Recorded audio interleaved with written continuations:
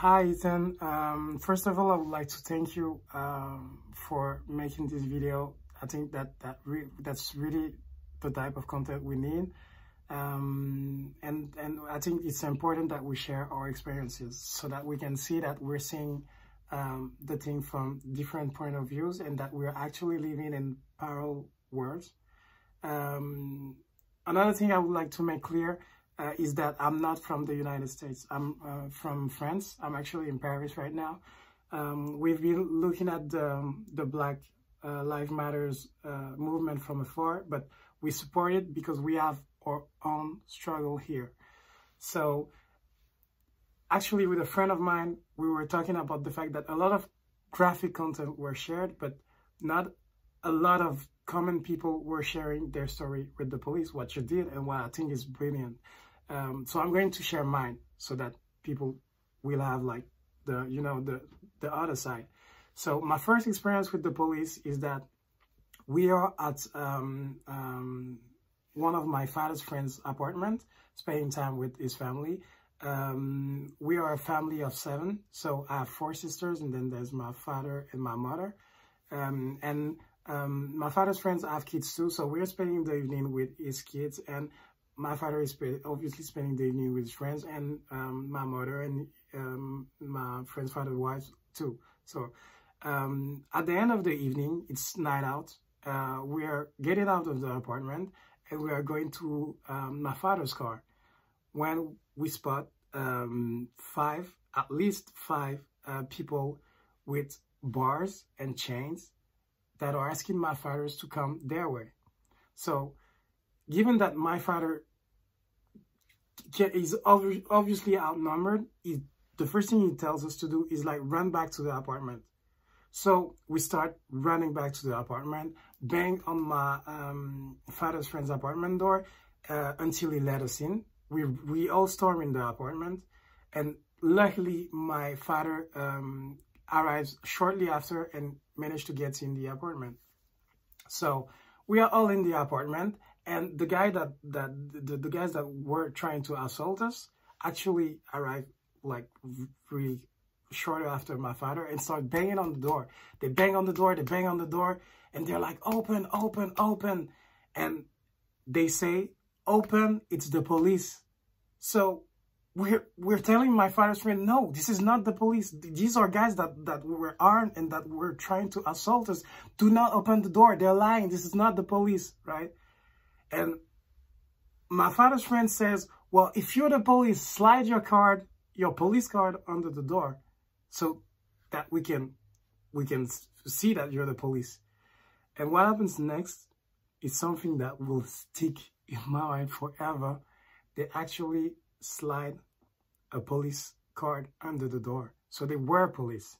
And when my father afterwards went and filed a complaint for assault, one of the guys was actually in the office where he was filing his complaint, which led to him withdrawing his complaint because he didn't want to have any trouble. And that's something that is really, that leaves scars. As I'm old now, I can reflect on it and know that we would have needed some type of counseling to get through this. But anyway, it doesn't stop there, as you know. As I'm growing as a teenager, I was constantly stopped by the police, even though I was hanging around my house. So I'm riding my scooter, they stopping me, like asking me where I stole my scooter, really like talking me down.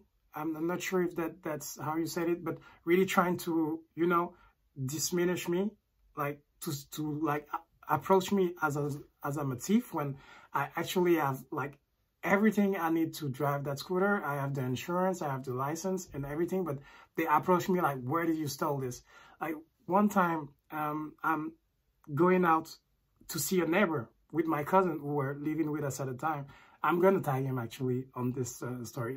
So there's my cousin and I, we're going to see another friend that lives like literally a few blocks away. So we are still on our neighborhood. So we're walking there and a police car like rushing, actually like block our path, like by parking on the sidewalk, and like 4 police officers get out of the car and start searching us, and they're searching our pockets, and like this guy like feels something in my pocket, and he says that I have drugs on me on his walkie-talkie, when it wasn't drugs. It was just like a piece of, like, we have like tickets that we used to I don't know if we still use tickets, but we used to have tickets that we used for the bus, and that was a ticket that I actually folded and put in my pocket, and this guy is telling me that it's drugs.